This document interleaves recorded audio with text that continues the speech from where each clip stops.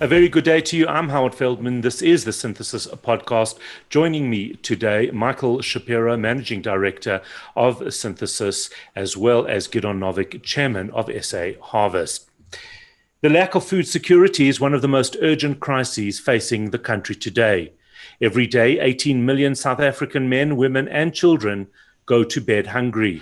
We live in a country that produces an abundance of fresh, nourishing food that could feed our citizens. But one of the central problems is that 10 millions of tons of food goes to waste every year. SA Harvest intends addressing all of that. Michael, Gidon, good day. Welcome to the podcast. Thanks, Howard. Great introduction. Thanks, Howard. Great to be here with Gidon and yourself. So let's start off with Gidon. How did you get involved in this, and what is SA Harvest? Yeah, so this issue of hungry people has always bothered me, as I'm sure it's bothered many other people. Certainly in this country where we have such disparity between privilege and dire need. And also being Jewish, I love food and I love eating, and I love the socializing around food, and then there's this dichotomy of so many people, in our midst that don't have access to enough food and enough proper food. So, one of the things that I was faced with on a daily basis, as many of us are faced with, is people literally looking for food in our bins on a daily basis. And so I've had this thought in my head to do something about it for a long time. And actually before COVID, in October 2019, took the step together with my great colleague, Alan Brody, to set up a food rescue organization in South Africa. There's an organization in Australia called Oz Harvest, ironically started by a South African, that rescues food all around Australia and is one of the leading food rescue organizations in the world. I went to visit Ronnie in Sydney. I've got two brothers there, and went to have a look at what she was doing with Oz Harvest, and really got quite inspired in terms of the extent of the organization that she's built over there. So the long and the short of it was that we set it up. It was tiny to begin with. In fact, the first initiative was to purchase a vehicle and park it outside my house in Cape Town. And this little yellow vehicle went on a daily run to collect food from Vida E Cafe, which was our first partner, and dropped it off at the Service Dining Room, which was our first beneficiary organization, a soup kitchen here in Cape Town. So we got it off the ground. It was a real startup. It was tiny. But it was a start. And every day I would ask the driver who actually lives with us and say to him, his name's Dodo, how many meals did we deliver today? And some days it was 20, some days it was 30, some days it was 40. And I was so frustrated that it was such tiny numbers. And I won't get into the whole story yet, but COVID-19 and lockdown in March 2020 basically changed everything for SA Harvest. We can talk about that. Yeah. Well, it's actually interesting is there's that story, it's a bit well used, about a kid, trying to save starfish on the beach, and there's thousands of them, and he picks up one and he throws it, and someone says, "What are you doing? There's thousands of them here. You can't save each one. It makes no difference." And he says, "Well, it does to that starfish." And I was thinking that when you spoke about the 20 meals, that it reminded me of that. It might have been frustrating to you, but for those 20 people, it made a huge difference. Michael, what has Synthesis got to do with all of this? Yeah, thanks, Howard. And when I saw, I can't remember, it might have even been on social media or an article with Gidon's involvement in SA Harvest, it really resonated with me. Maybe sharing sort of those similar attributes that Gidon has, just understanding how almost unacceptable it is that there's an abundance of food. And under the circumstances, it's just a matter of distributing the food to the right beneficiaries. So it really struck a chord with me personally. and called up Gidon and said, how can we as an organization get involved? Obviously, we do a lot of work around our own social, economic development initiatives with very worthy organizations. And I said to Gidon, we would love to get involved, even if it is in a small way, to help with the system side. And over a period of time, we stayed in touch and then reconnected in January. And from our organization's perspective and from SA Harvest perspective, it seemed like the timing was right for us to become much more involved in a meaningful way. So we're allocating development resource, some of our most senior people in our digital team that have worked on internet banking applications, that have worked in not only in the financial services sector, some of them have actually worked in the agri sector. We've got a very significant customer in the agri sector, and they've provided digital solutions to those organizations. And we're applying that same thinking. We're working with a very competent team. Gidon and Alan have built in a short space of time, using the Oz Harvest template, an incredible organization. And there's a strong team supporting them, doing internal systems development, and we're augmenting that team. We're providing some of our software engineers, some of our solutionists to help solve this problem, where food that's close to expiration or food that's prepared and is going to go to waste gets delivered via the SA Harvest network. So very, very worthwhile. And as we spoke about the initiative, more and more people in our team wanted to jump on board and wanted to assist, not only in a professional capacity, but even requests, how can we help personally? So been a short journey for us, and so far very rewarding, and I think a start of a significant partnership with SA Harvest. So interesting, because so often, because of the nature of charities and because of the nature of how they evolve, they don't have access to cutting edge, bleeding edge technology and systems. Whereas here, there's this combination of technology provider as well as people that understand how to, what is needed in the space, which is really phenomenal. Gidon, if I can ask you, so we start off with 20 meals a day. You're a little bit frustrated. Where are we today, and what will success look like for you in the future? Yeah, well, COVID changed everything. I mean, it was literally that first day of lockdown, which, had many of us in despair, including myself. And then, it just dawned on me that actually today was the day that we needed to dramatically upscale this organization.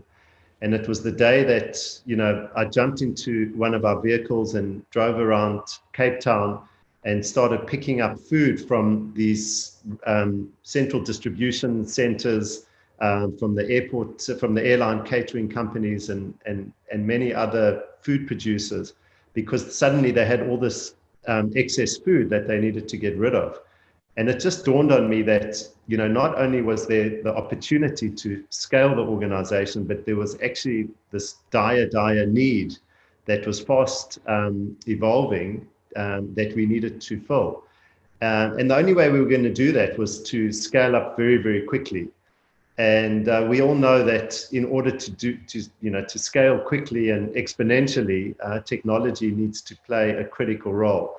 The flow of information, for example, between food providers, farmers who have all this excess food, and beneficiaries who need this food is critical. And we that middle piece of infrastructure and the coordinator of this mass of excess food that exists in the system that really would go to waste if we weren't able to intercept it. And so there's this, really huge job to be done to coordinate a food distribution system that gets all this excess food into the hands of people who need it. And technology is absolutely at the core of it. Mm. Michael, from a synthesis perspective, there's no doubt that there are multiple organizations that you'd love to help. It obviously just doesn't work that way. You're running a commercial enterprise. There's factors to balance. There's a lot of issues and items that one needs to look at. What made this a project that was so obvious in terms of your thinking to get involved with? Yeah, so a number of factors. It's never sort of a straight line. I listened to a TED talk last year. I think it was Bjorn Lomborg, a fairly old TED talk. He had interviewed the world's top 10 economists, and he asked them what was the most worthy causes that they would attribute funding and effort to. And it's very different. They weren't philanthropists. They weren't NGOs. These were economists.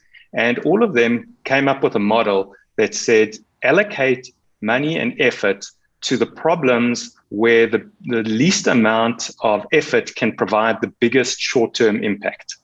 Which is quite an interesting way of looking at it. All of these causes are very worthy.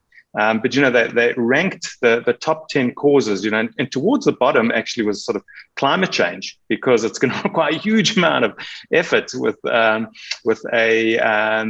uncertain impact in the short term.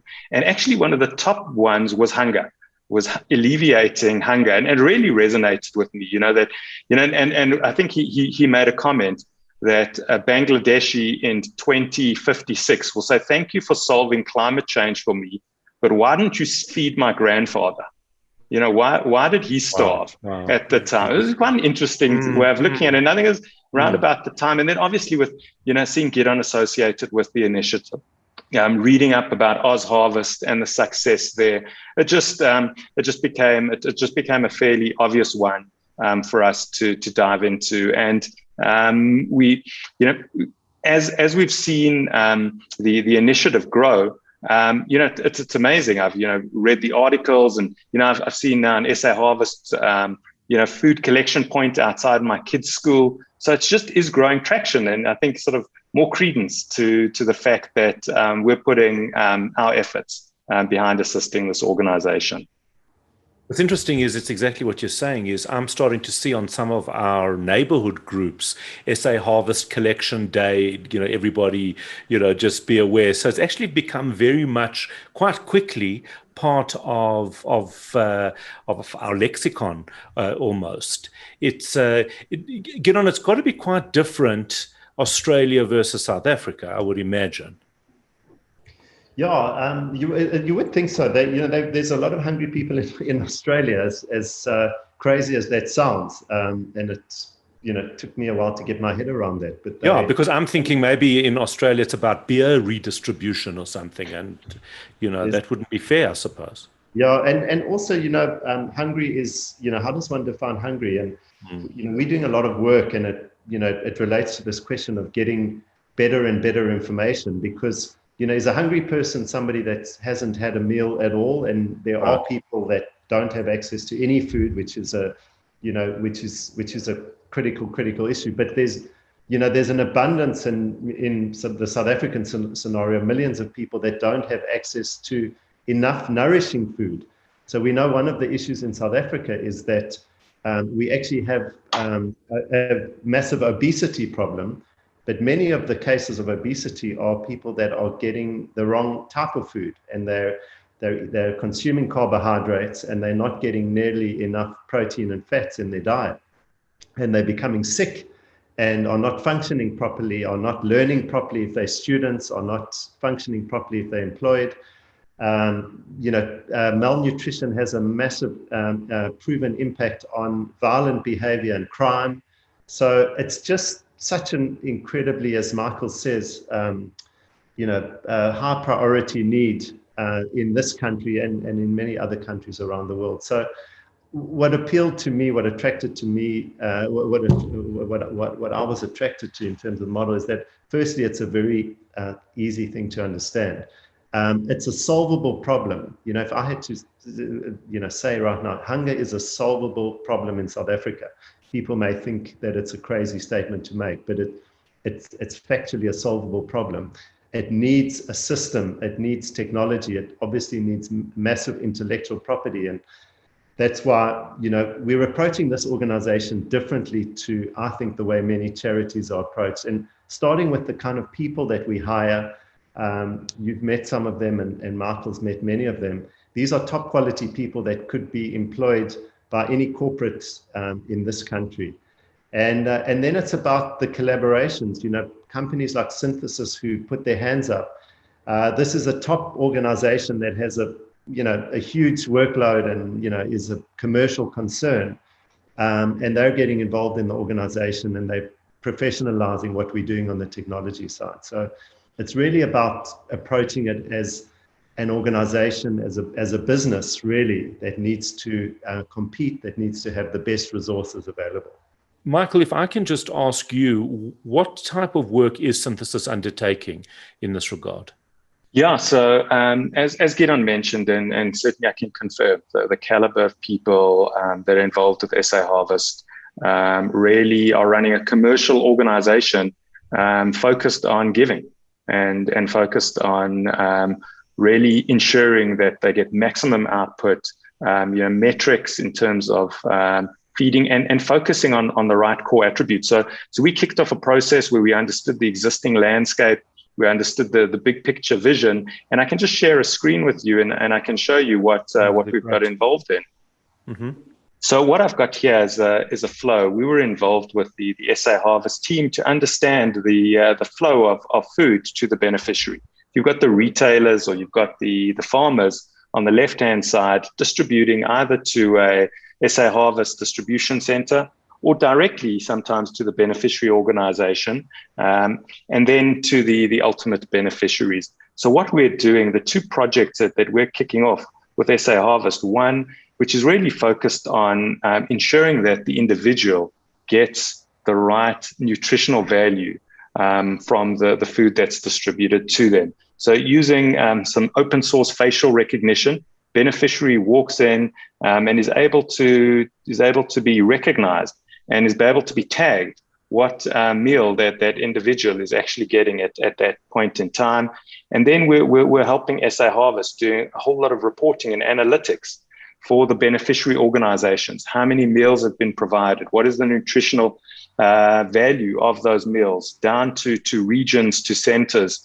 So to be able to make this matching up of beneficiaries' needs and to what the benefactors can provide to give that highly calibrated information to run the organization, to run the charity in a far more efficient and impactful way.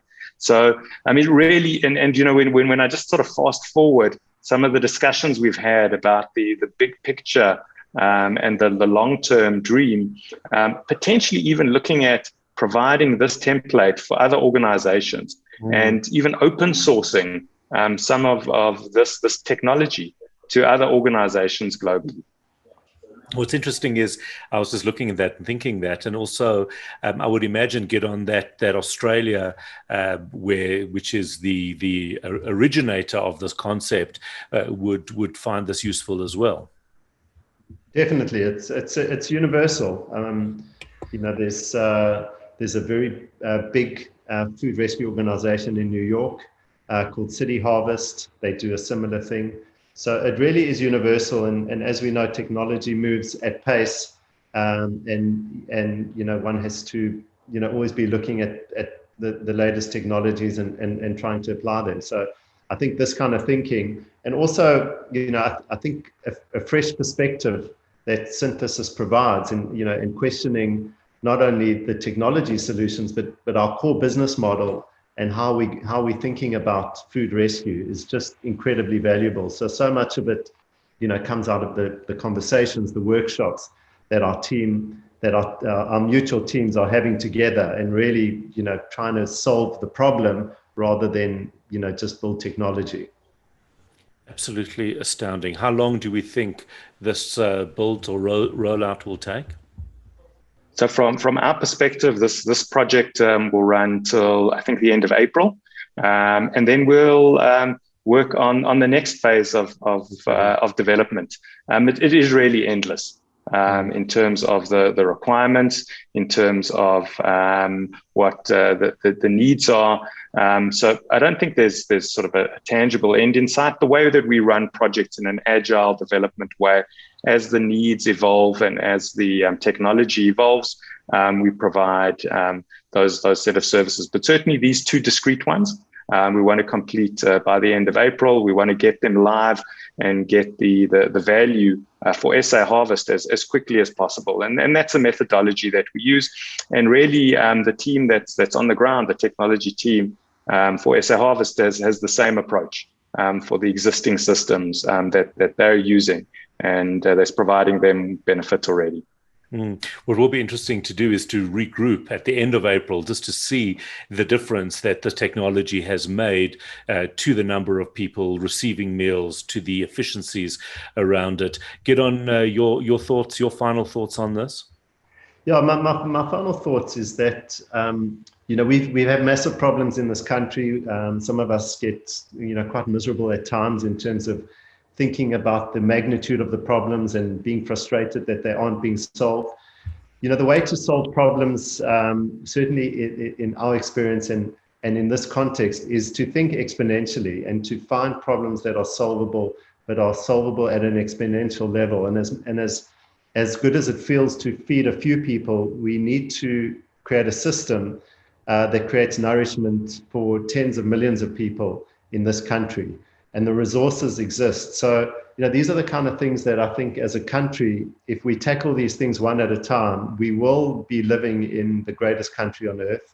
And we will have fewer people that are struggling on a day-to-day basis. So it's just a very exciting and rewarding space to be. It's daunting at times, but having partners and collaborating with people like Michael and his team, really make it achievable and realistic, and certainly give me great hope for the future of this country. Absolutely right. That is unfortunately where we do have to leave it. Michael Shapiro, Managing Director at Synthesis, Gidon Novick, Chairman of SA Harvest. Thanks for taking the time to speak to me. Well done for this incredible initiative. And we certainly will regroup at the end of April to check how it's going. I'm Howard Feldman. This is a Synthesis podcast. Don't forget to subscribe to our YouTube channel so that you can be alerted to the release of each of our podcasts. Have a great day. God bless.